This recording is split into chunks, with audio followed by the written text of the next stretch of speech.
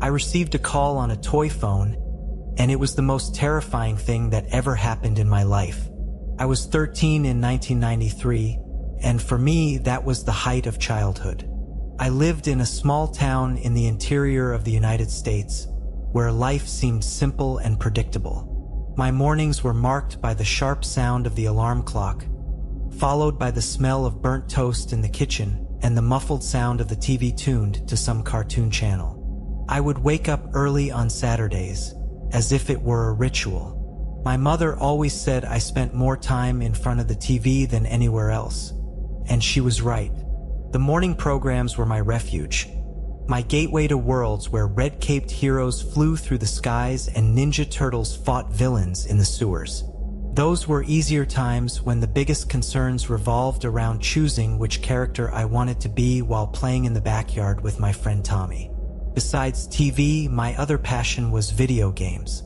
At that time, I had a Super Nintendo, which my parents had given me the previous Christmas. I spent hours trying to defeat level bosses, with the controller in my sweaty hands and the sound of buttons being pressed echoing through the living room. I had a well-established routine: school, homework, and then, finally, the time I looked forward to the most: playing. The town we lived in was small and quiet.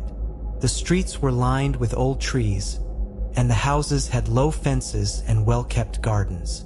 The kind of place where everyone knows everyone, and news spreads quickly. My parents liked it. They said it was a safe place to raise a child.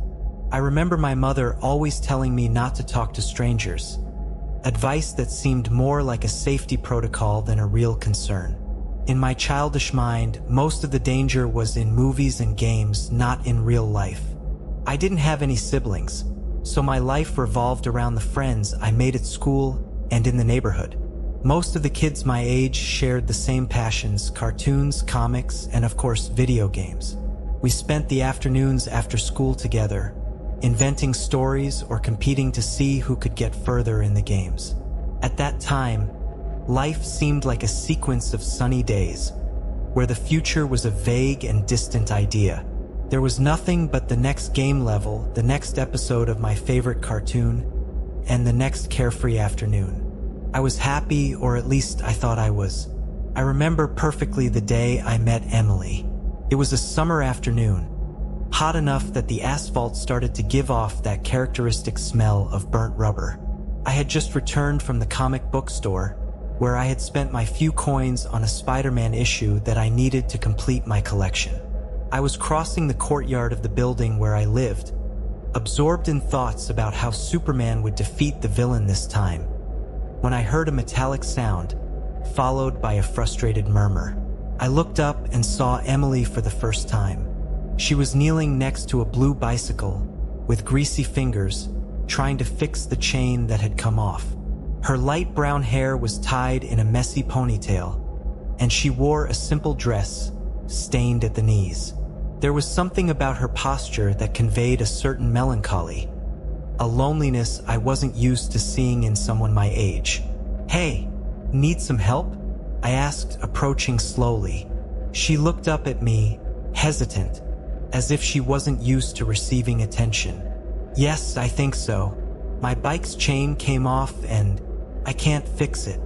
I had never been a mechanic expert, but like most boys, I had dealt with similar problems on my own bike. I knelt beside her, and together we began working on fixing the chain. As we worked on the bike, the silence between us was filled with small exchanges of words. Simple things like our names, ages, and the fact that we lived in the same building but had never met before. When we finally managed to get the chain back on, she smiled for the first time. It was a shy smile, almost reluctant, but genuine.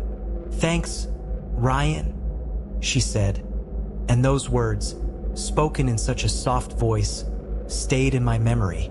From that day on, we started seeing each other more often. I found out that Emily spent most of her time alone, wandering around the building or reading books in the shade of the trees in the garden. I never saw her with other friends, and she seemed to prefer the company of her own thoughts. Over time, our friendship grew. We spent the afternoons together, talking about everything and nothing, exploring the surroundings, or just sitting somewhere, watching the movement around us. Emily had a peculiar way of seeing the world, as if every detail around her carried a hidden meaning. It was as if she carried a deep sadness, something I couldn't fully understand, but that made me want to be by her side, trying to bring a bit of lightness to her life. We became inseparable. Emily was different from anyone I had met before. There was a mystery in her eyes, something that both attracted me and made me uncomfortable. I couldn't quite identify what it was, but I knew she was hiding something that little by little I would begin to discover. The first time I went to Emily's house was on a Saturday afternoon. She invited me in a somewhat timid way, as if she wasn't sure I would accept. Of course, I accepted. We spent so much time together that it felt natural, almost inevitable. And besides, she casually mentioned that she had a Sega Genesis, a console I had always wanted but my parents couldn't afford. The idea of playing Sonic the Hedgehog or Streets of Rage at a friend's house was too exciting to refuse. Emily's house was on the 3rd floor, 2 floors above my apartment. When we entered, I noticed that the interior was very different from what I had imagined. It wasn't anything out of the ordinary, just a strange feeling I couldn't define. The furniture was old, made of dark wood, and the light coming through the windows seemed weaker than it should, creating long, dark shadows in the corners of the rooms. It was as if the house was trapped in a different time, something I couldn't explain, but that bothered me in a subtle way. As we walked through the living room, I noticed that there weren't many signs of everyday life there. No newspapers or magazines thrown on the coffee table, no toys scattered on the floor. The house was impeccably tidy, which seemed strange to me, considering that Emily lived there. There was an almost oppressive order in everything, as if the place was always waiting for someone important to arrive. Emily led me straight to her room, where the atmosphere was a bit different, more personal, but still strange. The room was bigger than mine, with a window overlooking the building's garden. In the center of the room, like a centerpiece, was the Sega Genesis, connected to a small tube TV. The controller, with its wires carefully coiled, was next to a pile of game cartridges. It was the most amazing sight I had seen in a long time. "I think you're going to like it," she said, noticing the sparkle in my eyes. "Are you kidding?" I replied, smiling. "This is the console of my dreams." We sat on the floor in front of the TV and started playing. Time seemed to fly as we moved from level to level, with Emily by my side, watching with an almost childlike smile, as if she was enjoying just seeing me so excited. I was so immersed in the game that I almost forgot the strangeness I felt upon entering the house. Between levels, my eyes wandered around Emily's room. I noticed that, besides the Sega Genesis, she had some toys scattered on the shelves. Old porcelain dolls with glazed eyes that seemed to follow every movement. They made me a bit uncomfortable, but I tried to ignore it. After all, I was there to have fun. Then the bedroom door slowly opened. Emily's mother appeared at the entrance, a tall woman with dark hair and a stern look. She smiled at me, but there was something in her smile that didn't completely convince me. "Hi, Ryan," she said, her voice calm but firm. "Is everything okay here?" "Yes, ma'am," I replied, feeling a twinge of nervousness. She seemed kind, but there was a coldness in her eyes that made me want to immediately turn my attention back to the game. Emily, however, went stiff beside her. Her face lost the lightness it had while we were playing, and she barely looked at her mother. "Everything's fine, Mom," Emily said, in an almost apathetic tone. Her mother lingered for a few seconds, just observing. The feeling of discomfort returned with full force, and for the first time that day, I felt that maybe I shouldn't be there. But, like any boy my age, I shook off the thought and dove back into the game, trying to convince myself that it was just my imagination. "Well, don't stay up too late," Emily's mother said before leaving, gently closing the door behind her. I didn't know it at the time, but that slight unease I felt upon entering the house was just the beginning of something much bigger, something I would only understand over time. It was during one of our usual afternoons at Emily's house that I noticed the toy phone for the first time. We were in her room, playing Sonic the Hedgehog for the umpteenth time, when I decided to stretch a bit after hours of sitting on the floor. As I stretched, my eyes wandered around the shelves in the room, and that's when I saw it.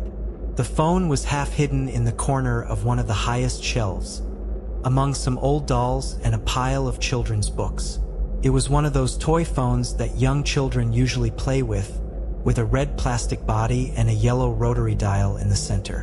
One of those things you wouldn't normally pay attention to, but that, for some reason, seemed to be calling out to me. "Hey, whose phone is that?" I asked, pointing to the toy. Emily lifted her eyes from the game and followed my gaze. When she saw what I was indicating, her face tensed for a brief moment but quickly returned to normal. "Oh, that? It was my sister's." I frowned. "You have a sister?" She hesitated before answering, which seemed strange to me. I had. "She's not here anymore." The way she said it, with a mix of sadness and something I couldn't identify, made the air in the room feel a bit heavier. I wanted to ask more, but something told me it wasn't the right time.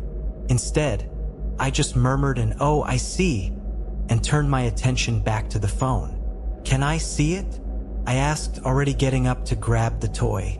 Emily just shrugged, but I noticed her eyes following me as I stretched to reach the phone. When I picked it up, I realized it was heavier than I expected. There was something about the texture of the plastic, a wear that suggested years of use.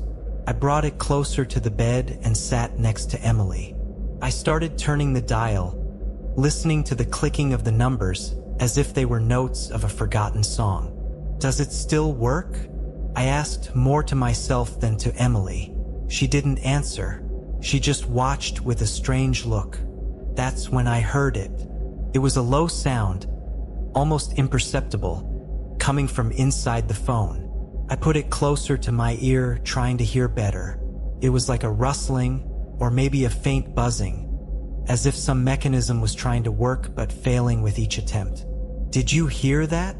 I asked, looking at Emily. She seemed to become uncomfortable, shifting in her seat. "What?" The sound is coming from inside the phone. "It sounds like something is trying to work." Emily shrugged again, but this time it seemed more like a defense than disinterest. "Maybe it's just old. It's an old toy, Ryan. Nothing more." But something about that explanation didn't convince me. The sound was different, almost as if it were something alive, something that wanted to be noticed. I tried turning the dial again, hoping to hear more, but this time there was nothing, just the normal silence of an inert toy. "Okay," I said, putting the phone back on the shelf, though my mind kept spinning around the strange sound. We went back to the game, but the feeling of unease stayed with me. I tried to concentrate on passing the levels, but from time to time, my eyes would drift back to the phone on the shelf.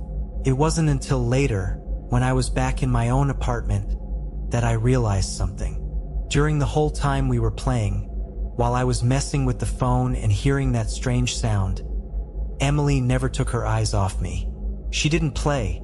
She didn't talk. She just watched me, with a distant and maybe worried look. Something told me that toy phone held more than just childhood memories. And I was beginning to understand that Emily's story, and the story of that house, was much more complicated than I had imagined. That night, after returning from Emily's house, I went straight to my room. I still couldn't get the toy phone out of my head. There was something about it that bothered me, a mystery I couldn't unravel. But like any boy my age, I forced myself to ignore the unease, convincing myself that I was just exaggerating. I turned on the Super Nintendo, played a few levels of Super Mario World, until my eyes grew heavy, and then threw myself into bed, hoping that sleep would come quickly and take me away from those strange thoughts. But sleep did not bring relief. That night, the dreams that were usually filled with pixelated adventures and colorful worlds were taken over by something much darker. In the dream, I was back in Emily's room. Everything seemed the same. The dim light coming through the window, the Sega Genesis on but silent, and at the center of it all, the toy phone. It was in the middle of the room on the carpet, as if it had been placed there on purpose. I knew something was wrong, but I couldn't look away. The phone's dial began to turn by itself, slowly, as if it were dialing a number. The sound of the clicks echoed through the empty room, each click resonating louder than the last. When the dial stopped, there was a heavy silence, the kind of silence that precedes something terrible. Suddenly, the phone rang, a sharp, disturbing sound that reverberated against the room's walls, echoing in my chest like a drumbeat. It was impossible to ignore, but at the same time, I knew I shouldn't answer. Even so, my hand moved on its own, as if being guided by an invisible force. I picked up the phone, and as soon as I placed it against my ear, I heard breathing. It wasn't mine, but someone else's or something else's on the other end of the line. The breathing was slow and irregular, each inhalation dragged out and full of effort, as if the creature on the other side was in agony. "Hello!" My voice came out trembling, a whisper almost inaudible. On the other end, the breathing continued, but now there was something else.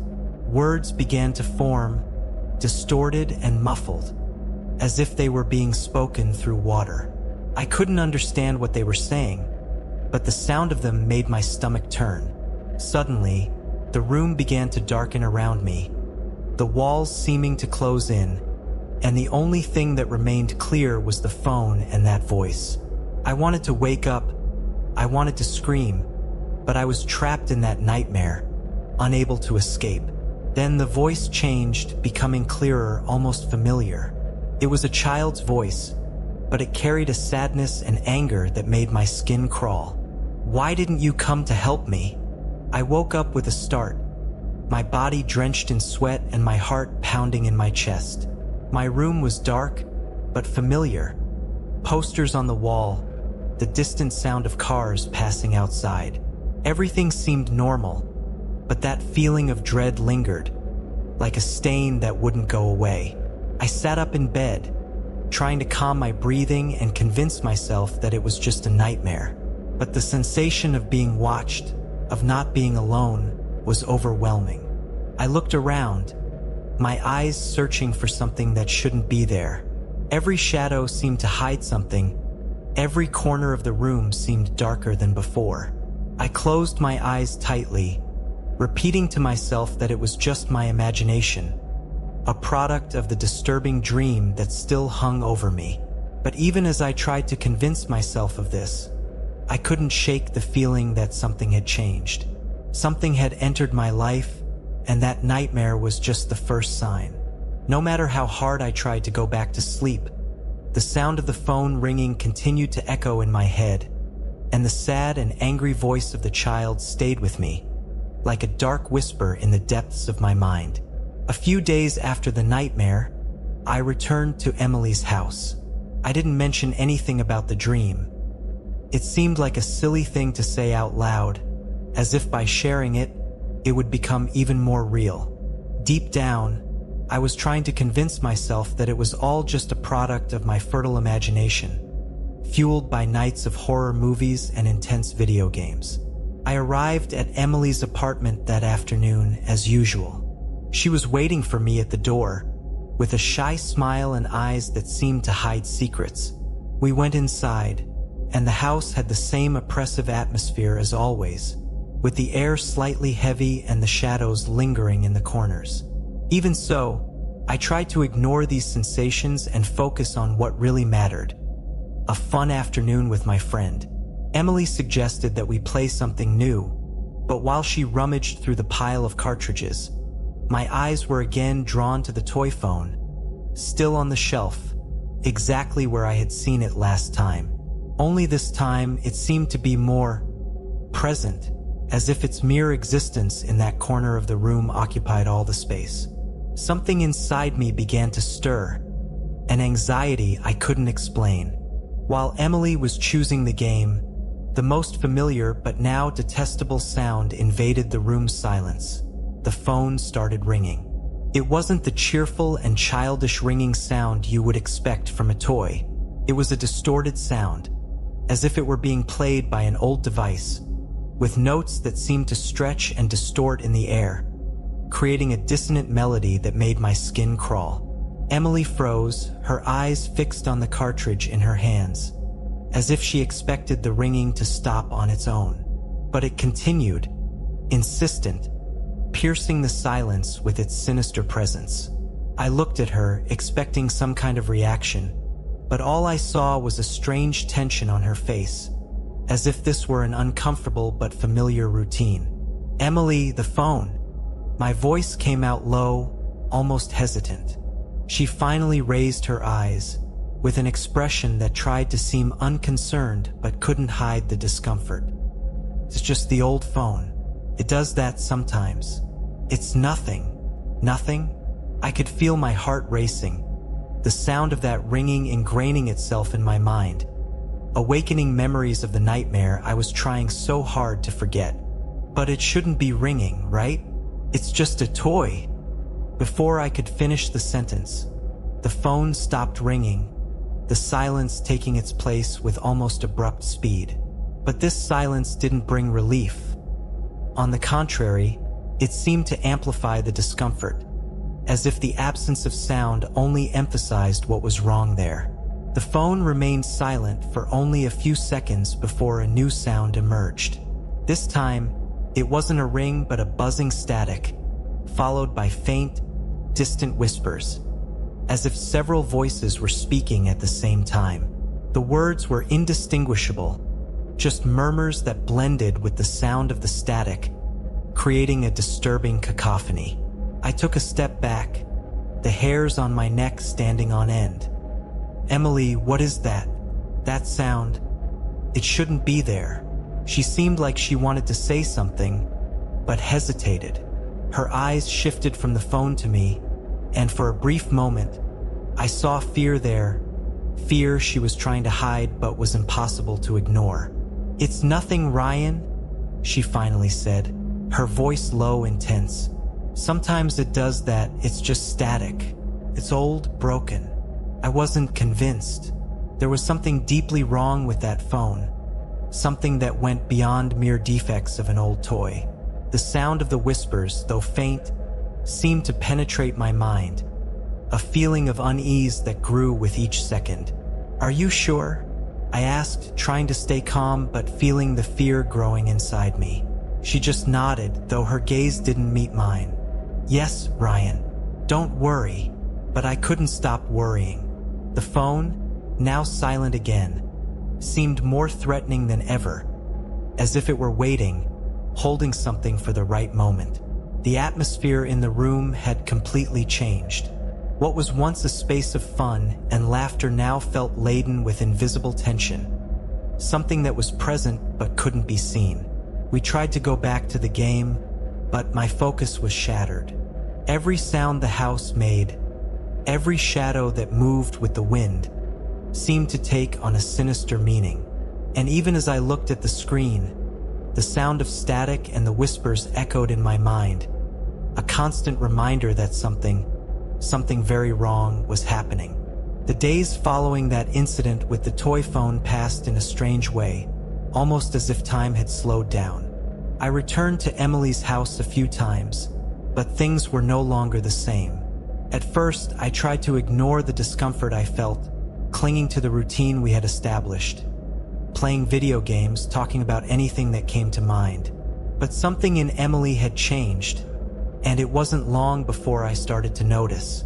She became more distant with each passing day, as if something invisible was pulling her away to a place where I couldn't follow.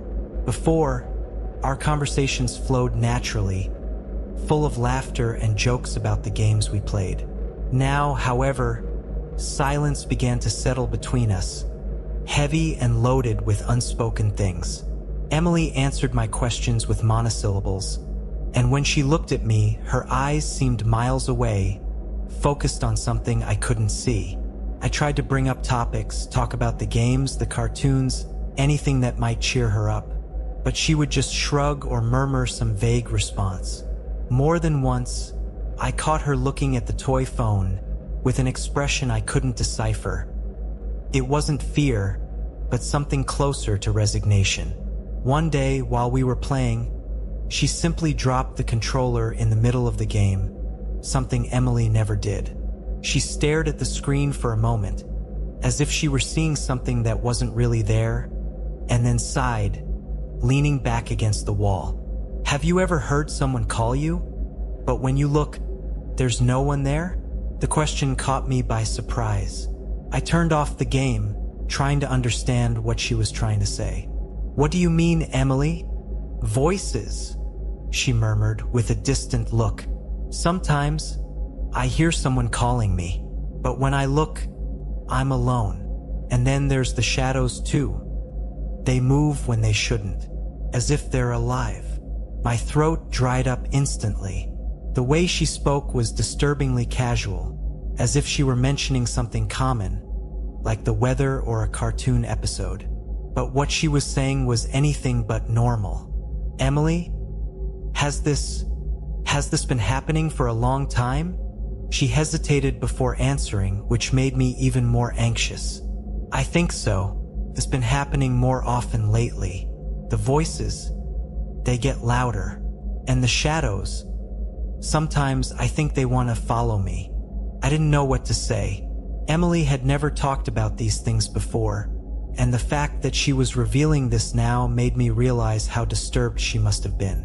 All of it gave me chills, and the worst part was that I didn't know how to help. Have you told your mother about this? I asked, though I knew she probably hadn't. She shook her head. She doesn't believe in those things. She says it's just my imagination. But I know it's not. I feel like there's something here, something that's always watching me.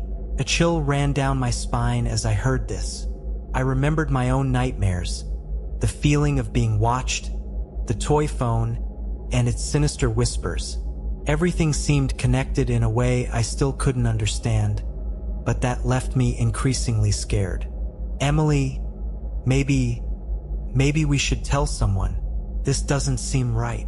She looked at me then, and what I saw in her eyes made me even more worried.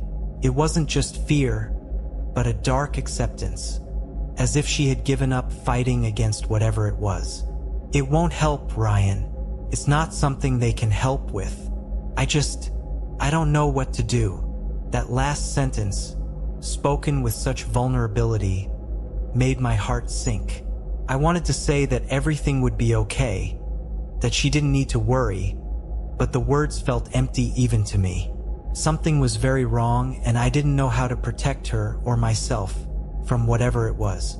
From that day on, my visits to Emily's house became increasingly tense. The silence between us, once comfortable, now seemed laden with dark omens. I found myself watching the shadows in the room, waiting for something to move, waiting for a sound that shouldn't be there. And from time to time, I heard the ringing of that cursed phone echoing in my mind, even when I was far from her house. I knew something was changing, something I could no longer ignore. Emily was withdrawing not just from me, but from the very reality we shared. And the more she pulled away, the more I felt that something terrible was lurking, waiting for the right moment to reveal itself. The unease I felt every time I left Emily's house only grew as the days passed. The change in her behavior, the whispers, the shadows, all of it began to weigh on my mind, as if I was carrying a secret I wasn't supposed to know.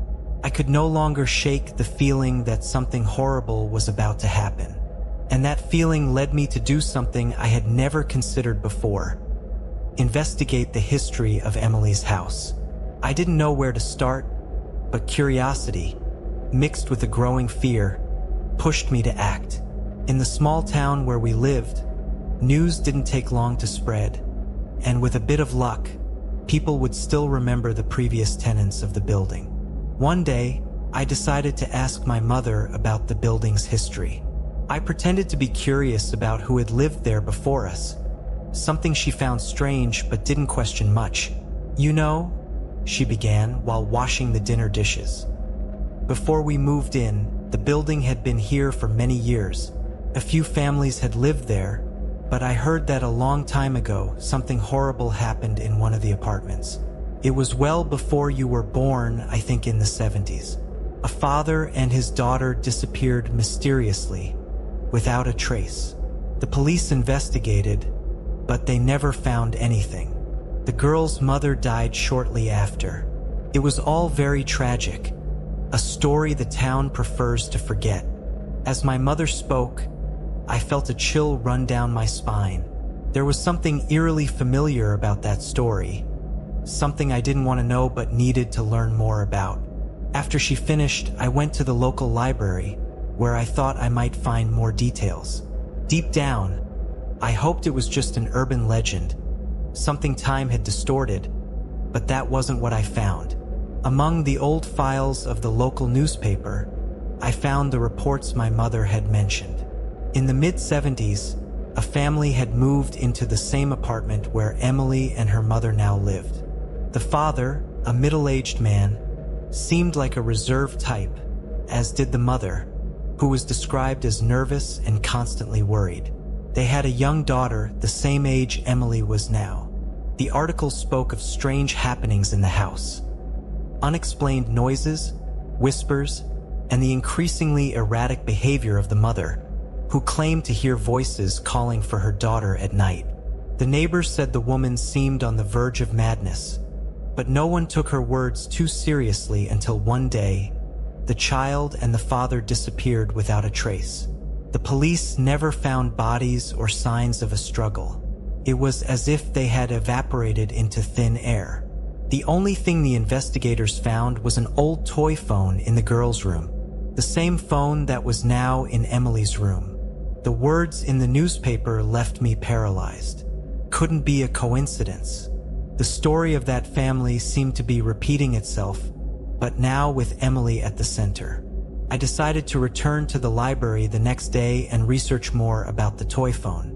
I wanted to believe it was just a regular toy, something that had been left behind by the previous tenants. But the reports I found suggested otherwise. There were mentions of local urban legends about the phone, one of them dating back to the 1920s, long before that family from the 70s. Stories about a cursed toy that was part of a collection of objects that brought tragedy wherever they were taken. The phone, specifically, had a reputation for being a channel to something from the other side, something that communicated with children through it. Many of the accounts were vague and inconsistent, but they all seemed to agree on one point. Once the phone started ringing on its own, the dark events that followed were inevitable. I left the library with my mind full of disturbing information. Back at the apartment, the weight of the discoveries seemed to make the air thicker. Emily's house wasn't just a place where strange things happened.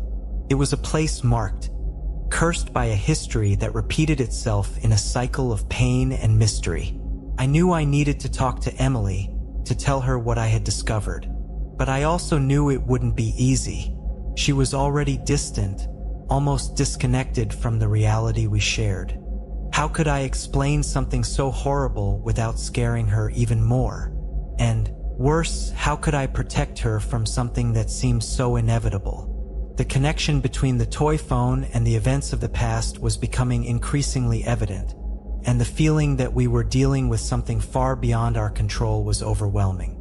But despite the fear, I knew I couldn't abandon Emily. I had to find a way to break the cycle, to ward off the evil that seemed to hover over her, and now over me too. That afternoon, when I returned to Emily's apartment, I felt the weight of what I had discovered pressing down on my shoulders. The apartment door was slightly open, which was strange. Normally, Emily always waited for me inside. The door closed, protected by an invisible barrier that kept the world at a distance. But now it was wide open, as if something was lurking, waiting to be revealed. I entered slowly, calling out for her. I didn't get an immediate response, but soon I heard the sound of light footsteps coming from the bedroom. I followed the sound, and when I reached the door, I saw Emily sitting on the bed, the toy phone in her lap. She was looking at it in a way I had never seen before, with a mix of sadness and something else, something I could only describe as resignation. "Emily," I called, approaching. "Is everything okay?" She slowly lifted her eyes, and I noticed there were tears on her face. She wasn't actively crying, but it seemed like the tears had accumulated there, silent, waiting to fall. "Ryan, I need to tell you something," she began, her voice low, as if every word was an effort. "I think you already know this phone isn't just a toy, and that it belonged to my younger sister." The room seemed to get colder when she said that. I remembered the brief mention Emily had made of her sister, but at the time, I didn't understand the depth of what it meant. Now, however, everything was starting to fit together in a disturbing way. "You had a sister?" I asked, trying to keep my voice steady, even as fear began to grow inside me. She nodded slowly. "Yes, I did. Her name was Lily. She was just a child, much younger than me. Our parents moved here when she was still little. One day, while playing in the apartment, she found a box in an old closet, hidden in the back, as if someone had forgotten to take it with them." Emily paused, as if she needed to gather strength to continue. "Inside the box, there was this toy phone. At first, Lily was enchanted. She carried it everywhere, pretending to answer calls and making funny voices. But after a while, something started to change. She said the phone actually rang, that voices spoke to her, saying things I couldn't hear. My eyes fixed on the phone, feeling a shiver run down my spine." Emily continued, now looking at the floor, as if the memories were too much to bear. My parents didn't believe her. They said it was just a child's imagination. But I knew something was wrong. Lily started to change. She stopped playing with the other kids, spoke less, and sometimes I would catch her talking to herself, with the phone to her ear, murmuring as if someone really was there on the other side. Then, one day she disappeared. It was nighttime, and I remember waking up to the sound of the phone ringing, even though it was in her room across the hall. When I went to check, Lily was gone. The bedroom window was closed. There were no signs of a struggle. Nothing. She just vanished. Emily's voice broke at the end, and I could see how much this was destroying her inside. The pain was palpable, and I wanted to say something, anything to comfort her, but the words felt useless. I tried to tell my mother, but she was devastated. After Lily disappeared, she just started erasing everything, as if nothing had happened. She doesn't talk about it, ever. To her, it's like Lily never existed. But I know that's not true. I know my sister is trying to communicate through this phone. She's trapped, Ryan, and I don't know how to help her. Emily's words echoed in my mind like a reverberation, each sentence laden with the weight of a revelation I wasn't prepared to deal with. The phone in her lap seemed to pulse, as if it had a life of its own, and I couldn't shake the feeling that it was somehow listening to everything we were saying. "Do you think she's still around? That she's trying to talk to you?" I asked, my voice low, almost fearing the answer. Emily nodded, her eyes fixed on the phone. "Yes, I feel like she's here, but I also feel like there's something else. Something that isn't my sister. Sometimes the voices change. They become more distant, frightening, as if something or someone is using the phone to reach me." That last sentence made me feel a chill in my stomach, a sense that we were getting involved in something much bigger than us. Something we didn't fully understand but was getting closer by the day. "Emily, we need to do something. We need to figure out what's really happening and how to free your sister, if that's possible." She looked at me, and for the first time in a long time, I saw a flicker of hope in her eyes. "Will you help me, Ryan?" she said. I knew there was no other possible answer. "Of course I will. We'll figure this out together, Emily. No matter what happens, I won't let you go through this alone." As we made this silent pact, the toy phone emitted a low, almost imperceptible sound, like an electric crackle. It wasn't a ring, but something that made me realize that the phone, or whatever was inside it, knew that we were all involved now and there was no turning back. The mystery of the phone and what really happened to Emily's sister was now at the center of everything, and the feeling that time was running out hung over us. I knew we needed to act quickly before the same fate that took Lily tried to claim Emily too. After Emily's revelation, each visit to her house carried a greater weight, as if the house itself was aware that its secrets were finally being unearthed.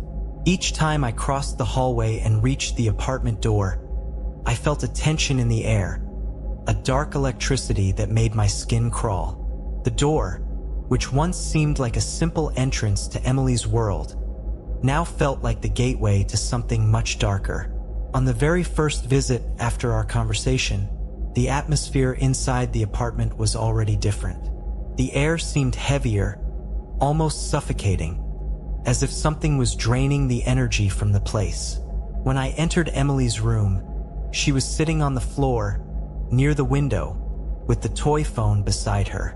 She wasn't playing or reading, just looking at the phone, as if waiting for something. "It started ringing again," she said, before I could ask anything. "But now, the voices are clearer. They're calling me, Ryan. They're calling my name." My heart raced when I heard that. I sat down next to her, trying to understand the situation. "Can you understand what they're saying?" She nodded, but the look in her eyes showed that understanding didn't bring any relief. "They talk about dark places, a place where the light doesn't reach. Sometimes it's like Lily is on the other side, calling for me, but..." Her voice changes. It gets distorted, as if it's not her anymore. As she spoke, I felt a shift in the atmosphere. The room, once cold, now seemed to vibrate with a dense energy. The phone, as if it were alive, began to emit a faint, but growing, hum. I looked at it with fear rising inside me, and saw that the dial was turning on its own, as if it were dialing a number. Emily and I exchanged a look of pure terror. The phone rang, that distorted, drawn-out sound that seemed to come from a place far away. This time, however, the sound didn't stop after a few seconds. It kept ringing, each ring louder, each sound resonating within us. "Emily, don't answer it," I whispered, though the idea that she might do so seemed absurd. "No matter what happens, don't pick up that phone." She didn't respond, but I saw her hand moving toward the device, as if drawn by an invisible force. In a quick motion, I grabbed her wrist, stopping her. "Emily, no." The ringing of the phone intensified, now accompanied by a sound of static, and then the voices began. They were whispers, indistinct at first, but soon they became clear, each word spoken with a precision that made my skin crawl. "Emily, come, we need you. Lily is waiting." The voice seemed to come from the phone itself, but at the same time, it filled the room, as if it were everywhere around us. It wasn't just one voice. It was several, overlapping, speaking at the same time, creating a symphony of despair and temptation. Emily started to tremble. Her eyes were wide, fixed on the phone, as she murmured, almost uncontrollably, "Lily, I'm here. I'm here." I tried to get her attention, shaking her shoulder, but she seemed to be trapped in a trance, drawn to those voices that promised something. Something I knew was a lie, a trap. The phone stopped ringing suddenly, and the silence that followed was deafening. But before I could feel any relief, the room's lights began to flicker. The shadows on the walls seemed to stretch, gaining a life of their own, moving in unnatural ways, as if they were trying to escape something, or worse, as if they were closing in on us. Terror took hold of me. An instinct made me grab Emily's hand and pull her toward the door. "We have to get out of here now." She seemed to snap out of the trance, her eyes filling with tears, but she agreed, and together we ran out of the room, down the hallway to the living room. But when we reached the front door, it wouldn't open. It was locked or held by something we couldn't see. We pushed, pulled, but the door wouldn't budge, as if the house was trapping us inside. Behind us, the sound of heavy footsteps echoed down the hallway, accompanied by a low, insistent whisper. We turned at the same time and saw the shadows moving down the hallway, merging into a grotesque form, something that looked human but wasn't. "Ryan!" Emily's voice trembled. "What is that?" "I don't know," I replied, trying to control the panic.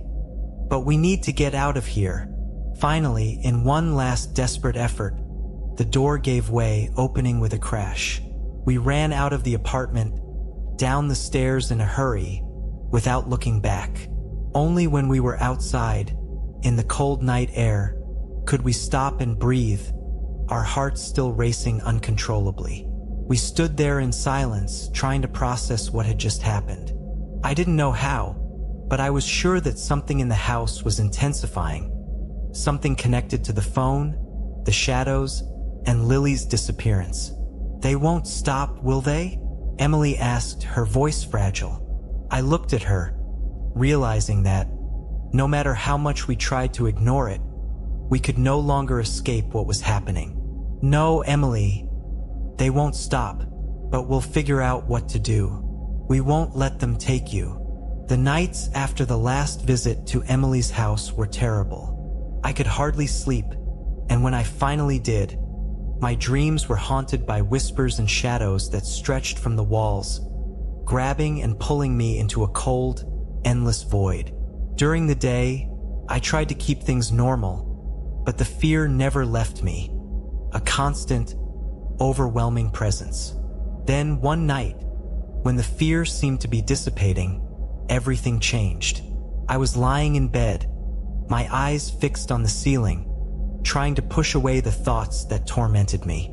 The clock beside the bed showed 2:34 a.m., that strange, silent hour when the world seems suspended between sleep and wakefulness. That's when the phone rang.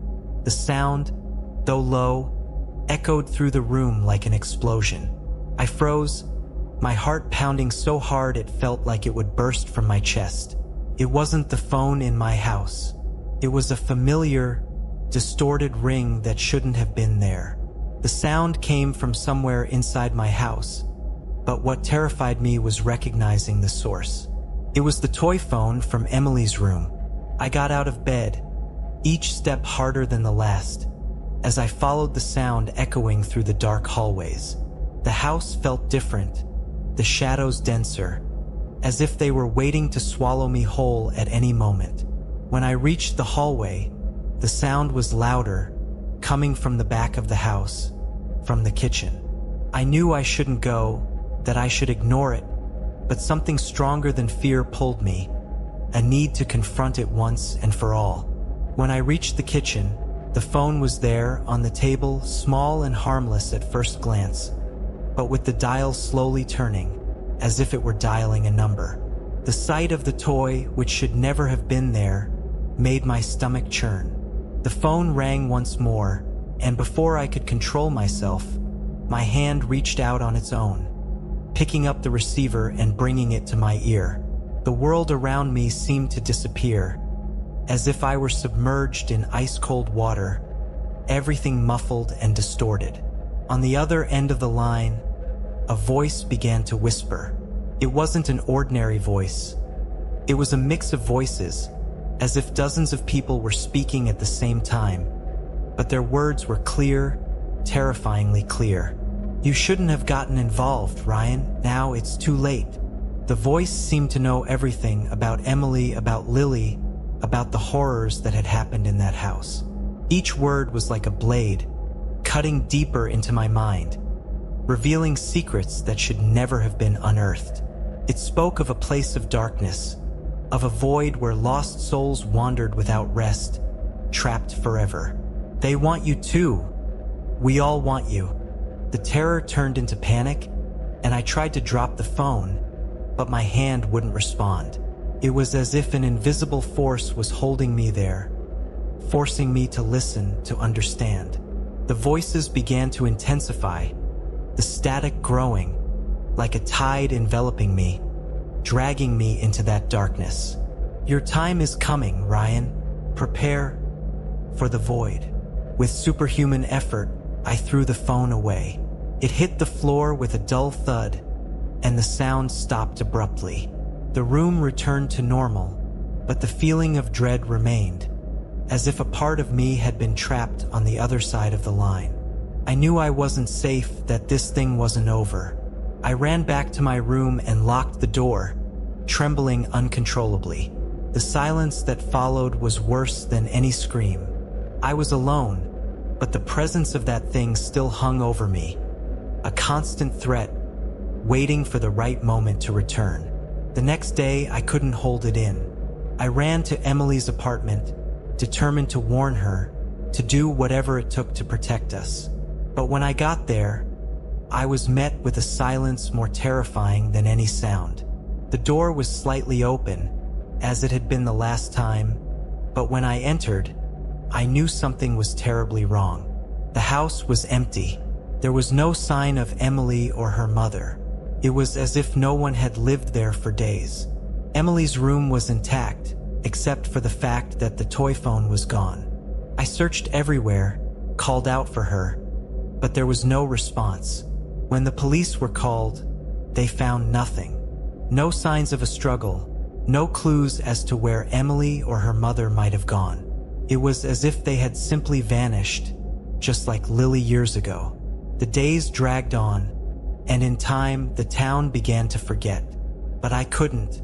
Every night, I waited for the sound of that familiar ring.